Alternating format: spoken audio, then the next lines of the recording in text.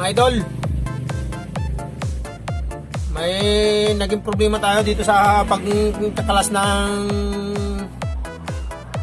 gulong. Naputol yung allen key, naiwan doon sa loob ng lagnat. Ang ginawa ko, para mapaluwag ko yung tatlo, kasi unang pagpapaluwag ko pa lang naputol agad. Ngayon ginawa ko, hinasa ko ng sander, para maging hexagon uli siya, para sumakto ulit dito. Napaluwag ko na ito mga idol. Yan, napaluwag ko na ito. Ang problema lang natin kung paano natin matanggal itong isa.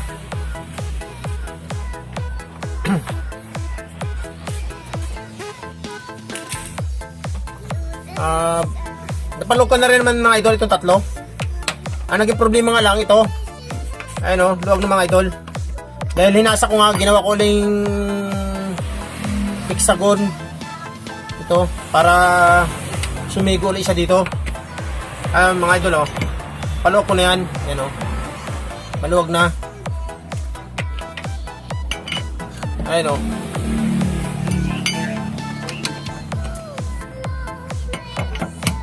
Ayan. Kaya gagawin natin ang paraan ito mga idol. Wieldingan natin.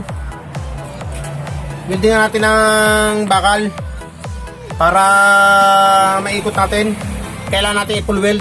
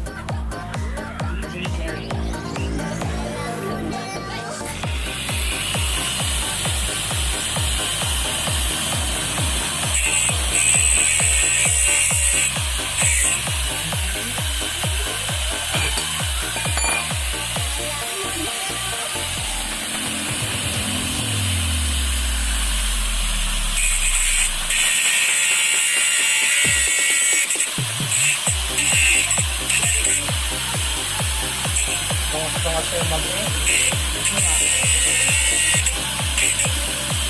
Tino-tino eh.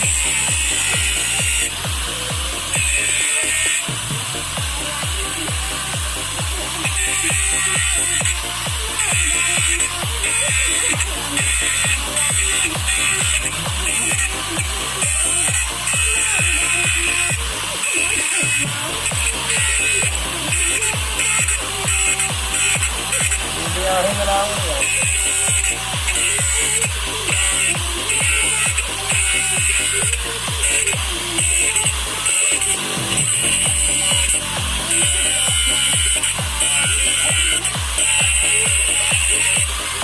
Dahil tayo nakakadali tayo dali ng pangkalas ng gulong, yung impact drive na ano, yung wireless.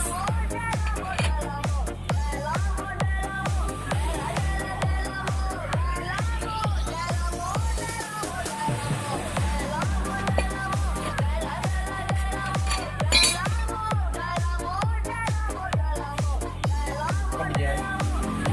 Oh.